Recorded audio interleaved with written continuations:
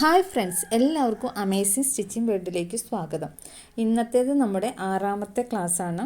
മുമ്പ് machine parts, അതുപോലെ സൂചി ഇടുന്നത്, നൂലിടുന്നത്, ബോബിനിൽ നൂല് ചുറ്റുന്നത് എന്നുള്ള എല്ലാ കാര്യങ്ങളെക്കുറിച്ചും വീഡിയോ ചെയ്തിട്ടുണ്ട്.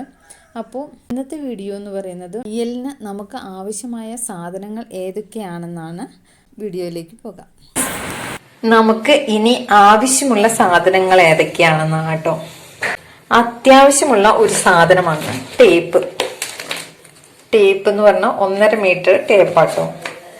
ഇതിന്റെ വലിയ സംഖ്യ ഇഞ്ചാണ്, ചെറുത് സെന്റിമീറ്റർ ആണ്. 12 ഇഞ്ചാണ് ഒരടി. ഇത് മൊത്തം 5 അടിയാണ്.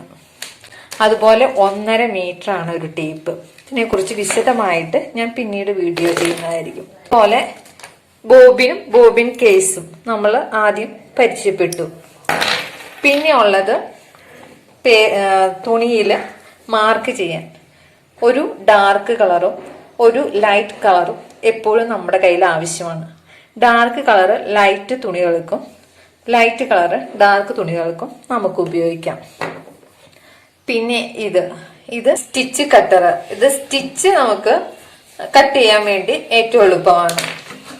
ഇതാണ് ത്രെഡ് കട്ടർ. ത്രെഡ് കട്ട് ചെയ്യാം. പിന്നെ ഇതിനെക്കുറിച്ച് വിശദമായിട്ട് പിന്നീട് വീഡിയോ ചെയ്യാം. പിന്നെ നമുക്ക് ക്ലോത്ത് കട്ട് ചെയ്യാൻ വേണ്ടിയാണ് കത്രിക. നമുക്ക് 10 ഇഞ്ചിന്റെ കത്രികയാണ് ഏറ്റവും ആവശ്യം. ഇത് കണ്ടില്ലേ, 10 ഇഞ്ചിന്റെ കത്രികയാണിത്.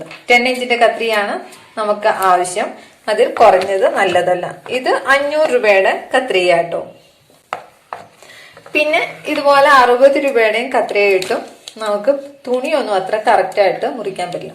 പിന്നെ ഒരു ഗോൾഡൻ കളറുള്ള കത്രിക, അതിനോട് എനിക്ക് അത്ര യോജിപ്പില്ല.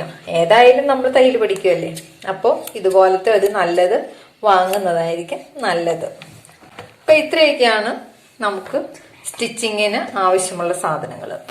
അപ്പോൾ വീഡിയോ ഇഷ്ടപ്പെട്ടാൽ ലൈക്ക് ചെയ്യുക, ഷെയർ ചെയ്യുക, സബ്സ്ക്രൈബ് ചെയ്യുക. കുറവുകളുണ്ടെങ്കിൽ കമന്റ് ചെയ്യുക. Thank you.